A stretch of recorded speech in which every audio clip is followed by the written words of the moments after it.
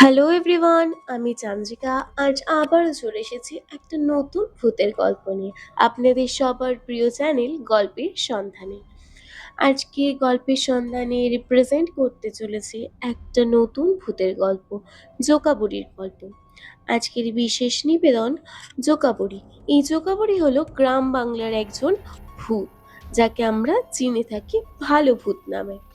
গল্প পাঠে ও কলমে আমি চান্দ্রিকা। শুরু হচ্ছে আজকের বিশেষ নিবেদন জোকাবুড়ি।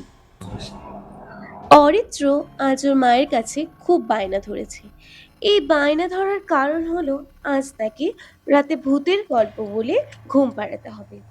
1000 বার বলার পর যখন অরিত্র তার বায়না বন্ধ করলো না, তখন অরিত্রর মা বাধ্য হয়ে বলল, আচ্ছা বাবা, ঠিক আছে, বলছি আমি তোকে ভূতের গল্প। তবে শোন, আজ তোকে বলবো গ্রাম বাংলার এক ভূতের গল্প, জোকাবুড়ির গল্প। আজ থেকে প্রায় অনেক বছর আগেকার কথা। তখন আমার বয়স হবে ধর ওই 5 কি 6 বছর। আমাদের গ্রামে জোকাবুড়ির বাস ছিল। জোকাবুড়ি কে গো মা? জোকাবুড়ি, জোকাবুড়িকে আমরা সবাই ভালো ভূত বলেই জানতাম। সে আমাদের গ্রামের অনেক অনেক মানুষের উপকার করেছে। যদি কারুর বাড়ি কোনো অনুষ্ঠান হতো, বা ধর কারুর বাড়ির কোনো জামা কাপড়, কোনো খাবার দাবার, কোনো বাসনপত্রের দরকার থাকতো, তখন তারা জোকাবুড়ির কাছে গিয়ে আবেদন জানাতো। জোকাবুড়ি তাদেরকে অনেক সাহায্য করত। জোকাবুড়িকে কি করে জানাই গো মা? তোমরা কি জোকাবুড়িকে দেখতে পেতে? না রে বাবা, না।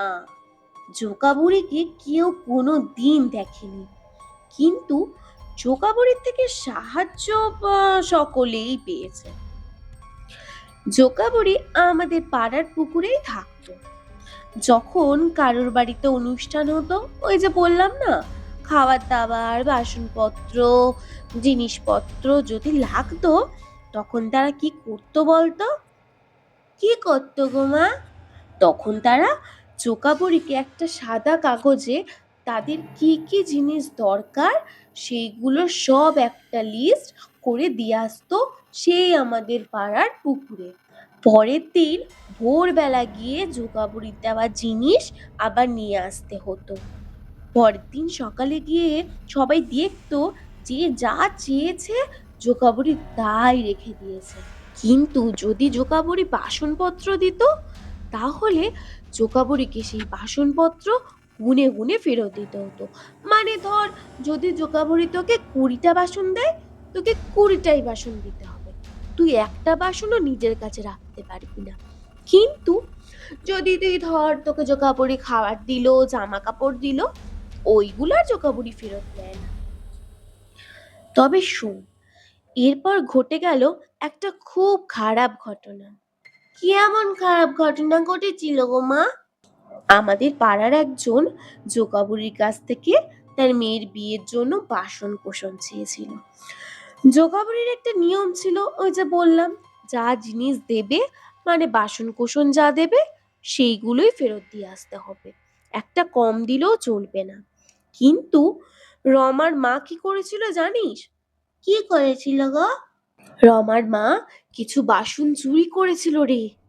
কি বলছো মা? জোকাবুড়ির বাসন চুরি করেছিল? জোকাবুড়িকে যখন জোকাবুড়িকে যখন বাসন কোসন দিয়ে এসেছিল পুকুর ধারে, পরের দিন গিয়ে ওরা দেখেছিল জোকাবুড়ি একটা বাসন কোসনও নেয়নি। কারণ সে যেহেতু চুরি করেছিল, গ্রামে তো হই হই পড়ে গেল, কেন জোকাবুড়ি বাসন নিল না। এরপর জোকাবুড়ি প্রচন্ড রেগে গিয়ে রমার মাকে অভিশাপ দিয়েছিল যে তাদের বংশ নির্বংশ হয়ে যাবে। এরপর কি হলো? নির্বংশ হয়ে যাবে তো বললো, তুই জানিস না রে বাবু, ওরা কিভাবে নির্বংশ হয়েছিল। একের পর এক ওদের বাড়িতে ক্ষতি হওয়া শুরু হলো। ওদের বাড়ির ছেলেমেয়েরা আস্তে আস্তে পাগল হয়ে যেতে শুরু করলো। তুই জানিস ওদের কত ভালো একটা পরিবার ছিল, কিন্তু আস্তে আস্তে আমাদের চোখের সামনে পুরো পরিবারটাই ধ্বংস হয়ে গেল। প্রথমে রমার বর মানে আমাদের দাদার চাকরি চলে গেল। তারপর রমা বৌদির ছেলে মেয়ের মাথা আস্তে আস্তে খারাপ হতে শুরু করলো, তাদের কঠিন কঠিন রোগ হলো। এই করতে করতে একে একে সবাই মারা যেতে শুরু করলো। এখন আর ওদের পরিবারের কেউই বেঁচে নেই। এই যে জোকাবুড়ি অভিশাপ দিল, এইরকম ঘটনা যে আমাদের গ্রামে ঘটে গেল, এরপর থেকে জোকাবুড়ি আর কোনোদিন আমাদের দেখা দেয়নি।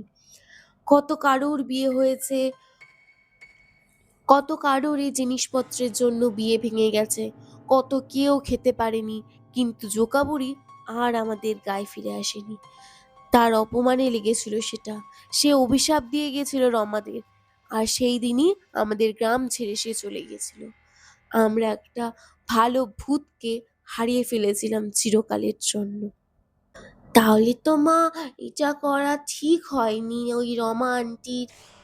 ঠিক তো হয়নি, সেই কারণেই তো তারপর থেকে আর জোকাবুড়িকে দেখা যায়নি। এখন আর জোকাবুড়ির কথা শোনাই যায় না।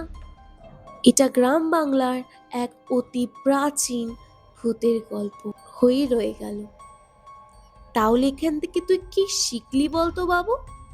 এখান থেকে আমি শিখলাম কারোর জিনিস চুরি করা উচিত নয়, আর কারোর জিনিস কেউ যদি তোমাকে তার জিনিস দেয় তাহলে সেটা তাকে বুঝে বুঝে ফেরত দিয়ে দিতে হয়।